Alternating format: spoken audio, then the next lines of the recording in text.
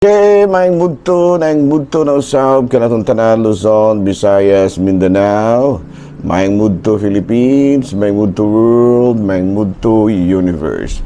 Ano na po ta mga higala, nila nga itong tulumanon sa kahanginan, C.O.N.A. Catechesis on Air. O ako lang gihapon kining inyong ubus nga alagad, Reverendo Padre Edwin Academia Acab.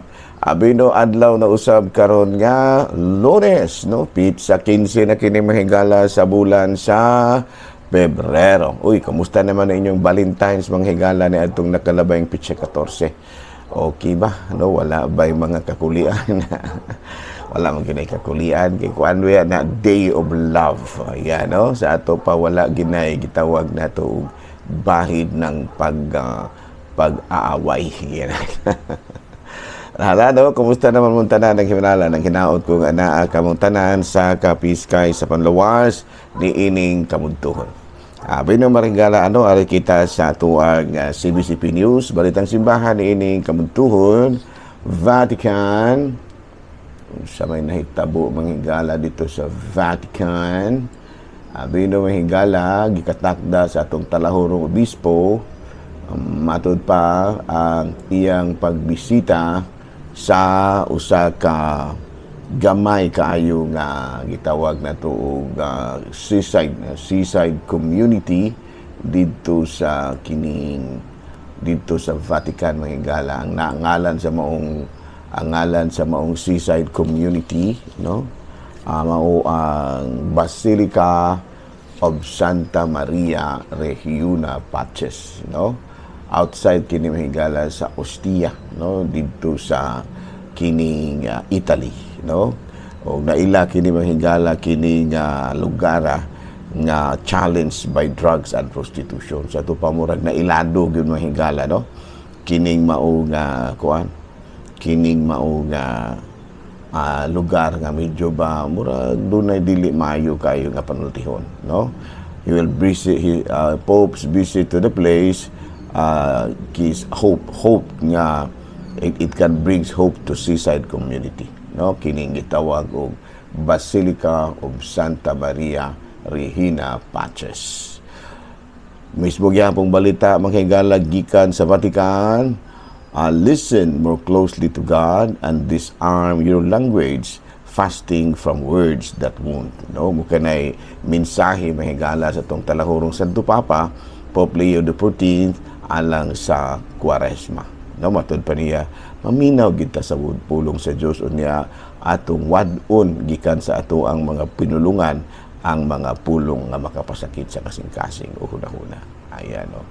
Hala, no, mahigala mo kato mahigala mga balita nga simbahano ni ining kamuntuhon o padayon kita mahigala sa atong mga pagpangalagad, no. Arita mahigala sa ato ang kini Saint of the Day. Abay na ang atong Saint of the Day karon February 16. Walay lain kung dili si San Daniel, no? San Daniel, no? Abay na mahigala, during the persecution he was martyred together with Elias, Jeremy, and Samuel by an Egyptian emperor by the name of Emperor Maximus, no, yung taon kaluoy mahigala, no.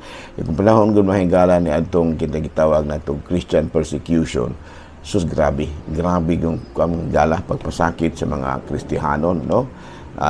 Gipang martir, gipang sunog sus Ginoo kumaluoy gid ta mahigala, no. So muna nga padayon gyud ang ato nga matud pa pagpasidungog sa atong mga nahauna kanato nga bisan pa sa mga kalisdanan nga ilahang natubang kanang gitawag natong nahiaguman, padayon nilang gipuy-an ang pagtulunan ni Kristo.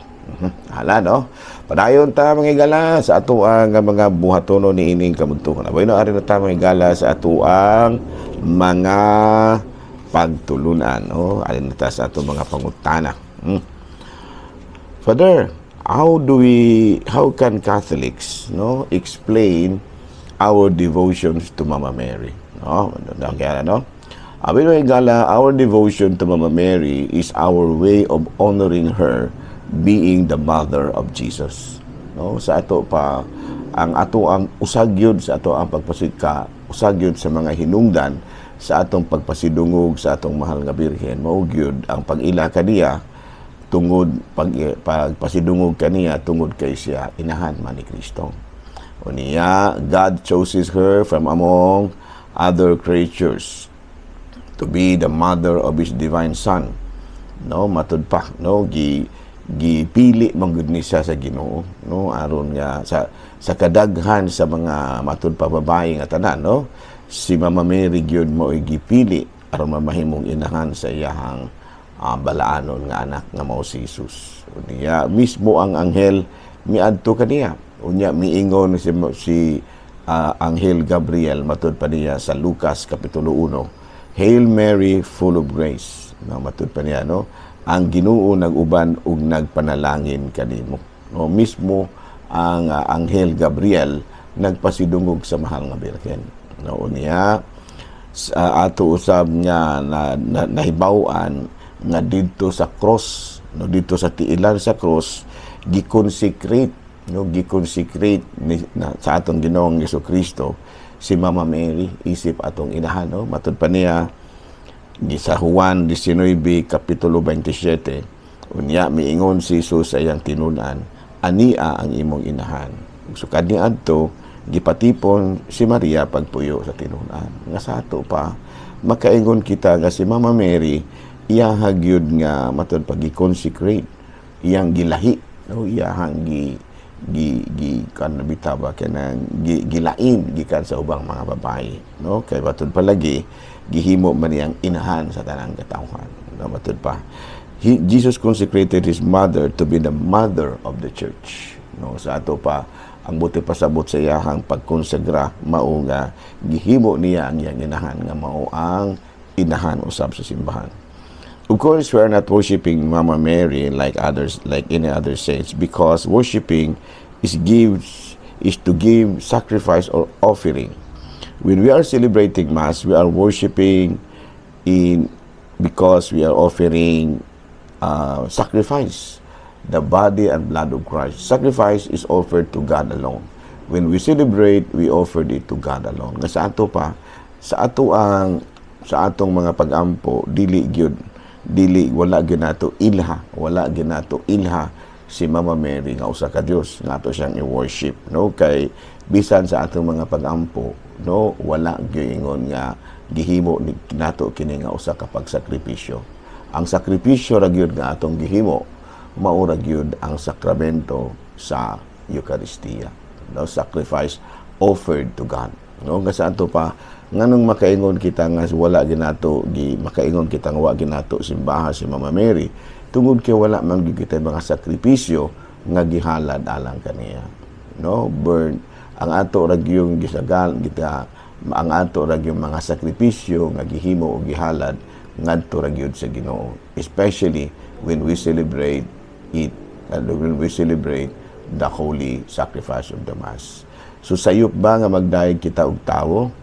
It is wrong if we honor people. Is it wrong if we honor people?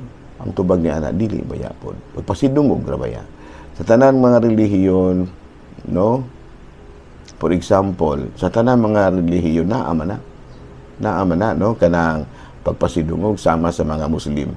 Gipasidunggan nila og ang gitukod o gitahod si Propeta Muhammad sa relihiyong Islam, no? Si Gautama, si Siddhartha, no, sa mga Buddhist. Protestante ilang gipasidunggan si Martin Luther, si Ulrich Zwingli, si John Calvin, si Felix Manalo, gi-honor pud sila bisan dili sila Dios. Ato pa honor ra gina kinibitaw mga founder og mga religion, sila si Martin Luther, sila si Ulrich Zwingli, sila si John Calvin. Gani ang Pilipino nga si Felix Manalo, kipasidunggan sila pero wala sila ilhang Dios, no, klaro, no. Maupod kita bisan tuod og tawo ang mahal nga birhen pero atong gipasidunggan because Mama Mary is only human but he is no Mama Mary is only human but she is not a sinner, no. So aduna kita pagtulunan nga ang mahal nga birhen bisa ka sa langit lawas ug kalag. Ang propeta Elias sa ikaduhang sulat sa ikaduhang sulat sa mga hari, Kapitulo 2, versikulo 11 sa 12, si Popreta Enoch sa Genesis 5, chapters 21 to 24, misa ka po sa langit. Ingon ni Ana, no? Sa ato pa, ingon usab ni Ana ang nahimong kasidatian sa mahal nga birhen. Ang atong mahal nga birhen, aduna ba'y daghan anak gawas ka Kristo? For us Catholics, no. Wala, no?